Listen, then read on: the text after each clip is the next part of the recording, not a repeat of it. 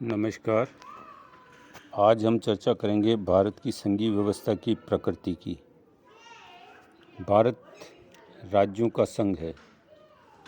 संविधान के द्वारा भारत के लिए एक संघात्मक व्यवस्था की स्थापना की गई है, लेकिन संविधान में कहीं पर भी संघ राज्य शब्द का प्रयोग नहीं किया गया है, अपितु उसके स्थान पर राज्यों के संघ शब्द का प्रयोग किया गया है। जैसा कि संविधान के प्रथम अनुच्छेद में कहा गया है कि भारत राज्यों का एक संघ होगा। संघात्मक व्यवस्था और उसके लक्षण की बात करते हैं हम, तो संघवाद वह यंत्र है जिसके द्वारा राज्य की समस्त शक्तियों का विभाजन दो प्रकार की सरकारों के मध्य किया जाता है। ये दो प्रकार की सरकारें केंद्रीय सरकार और राज्य सरकारों के रूप में होती है।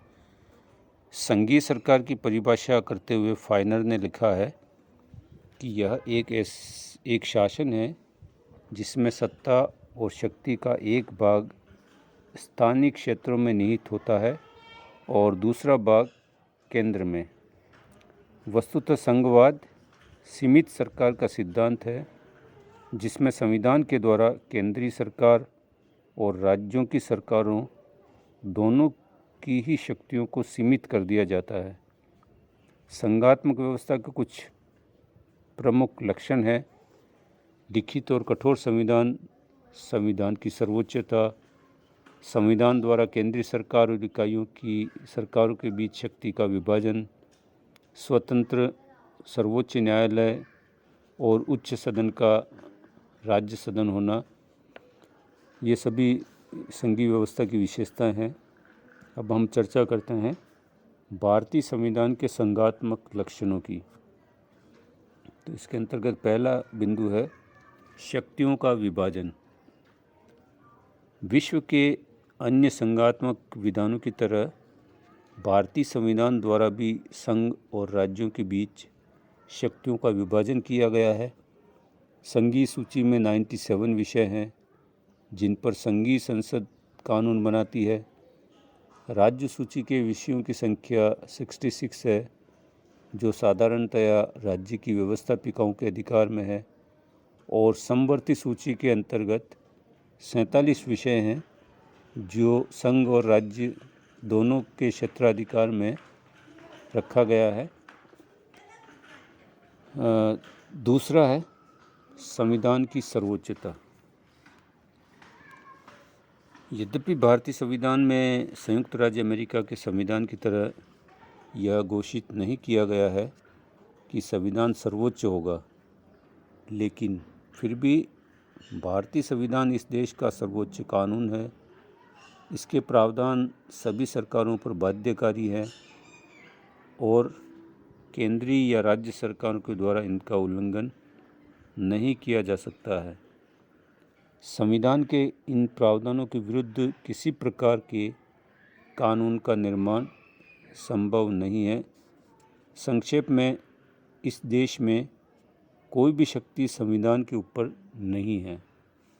तीसरा, स्वतंत्र व सर्वोच्च न्यायालय।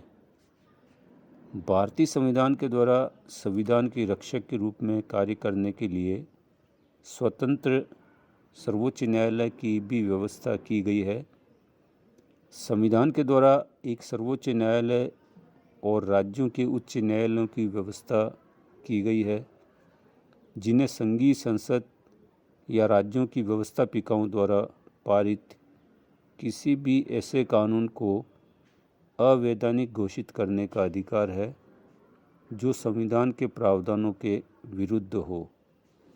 न्यायालय की यह व्यवस्था संघात्मक व्यवस्था के पूर्णतया अनुकूल है। चौथी विशेषता है लिखित और कठोर संविधान। भारतीय संविधान एक लिखित संविधान है और संविधान में संशोधन की दृष्टि से यह कठोर संविधानों की श्रेणी में आता है। संविधान में संशोधन संविधान में बताई गई प्रक्रिया के आधार पर ही किया जा सकता है और यह पद्धति साधारण व्यवस्था की पद्धति से भिन्न है। संविधान द्वारा किए गए शक्ति विभाजन में संघीय सरकार या राज्य सरकारों में किसी एक के द्वारा ही अपनी इच्छा से परिवर्तन नहीं किया जा सकता, अपितु दोनों की सहमति आवश्यक होती है। 5वां बिंदु है उच्च सदन राज्यों का सदन होता है। भारतीय संसद का उच्च सदन अर्थात राज्यसभा राज्यों का सदन है। यह राज्यों का प्रतिनिधित्व करता है। यद्यपि यह प्रतिनिधित्व राज्यों की समानता के सिद्धांत पर आधारित न होकर जनसंख्या के आधार पर है। संविधान के उपरोक्त प्रावधानों के आधार पर यह कहा जा सकता है कि भारतीय संविधान एक पूर्ण संघात्मक व्यवस्था की स्थापना करता है।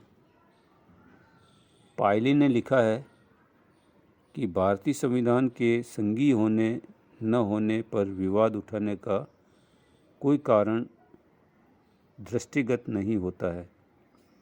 संविधान संघवाद की कसौटी पर खरा उतरता है। धन्यवाद।